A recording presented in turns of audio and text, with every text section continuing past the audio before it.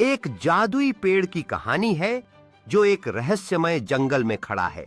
बच्चे पेड़ के चारों ओर बैठे हैं और जादुई कहानियां सुन रहे हैं। उनके चेहरे पर उत्साह और आश्चर्य का भाव है। तभी स्टोरी टेलर ने आसमान की ओर इशारा किया और एक जादुई रात का दृश्य प्रकट हुआ जिसमें पेड़ की अनगिनत रहस्यमयी विशेषताएं थीं।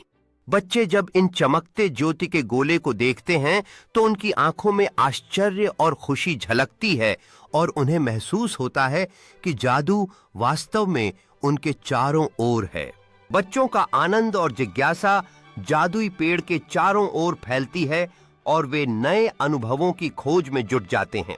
जादुई जीवों का समूह बच्चों के साथ मुस्कुराते हुए जुड़ता है और पेड़ के नीचे एक शानदार दावत सजाई जाती है।